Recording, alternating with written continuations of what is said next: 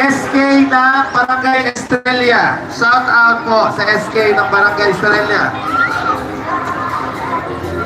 Ha? Ha po tayo saan po? Sa? Tuloy ko lang.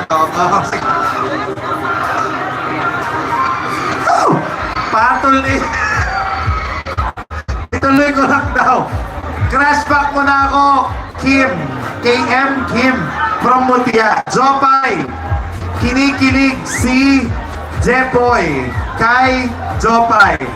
Okay. Shout out kay Vince Ian Herrera. Shout out kay Eledio Carpio.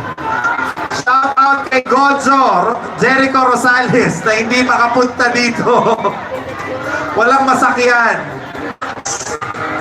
Sana, Mayor, walang pasok bukas. Mayor, sana daw mo walang pasok bukas. Galing po sa anak ni Vice Mayor, Great De Los Reyes. Woo! Okay. Hindi yan, hindi pwede. Shout out kay Jeric Villanueva. LF daw. Shout out, happy birthday kay Princess Hanal. Sir Bermudez, hello po, salamat po sa inyo. Okay, sino ba?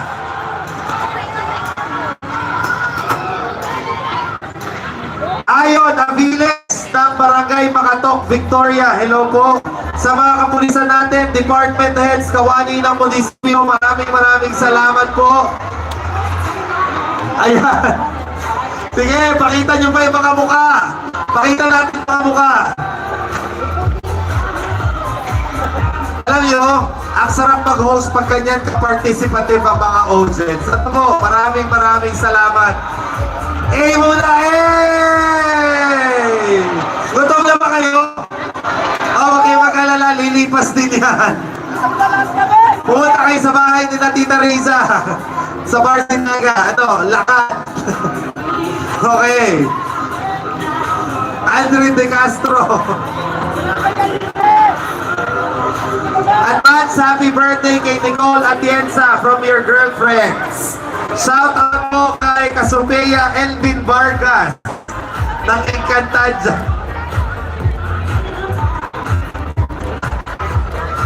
Okay. Shout out kay Jaser. Okay. Shout out.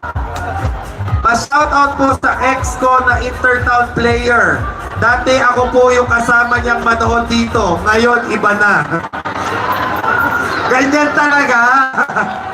Ganyan talaga. Okay, kayo po, may pa-shout out din ho kayo. Ha? Anong pangalan mo?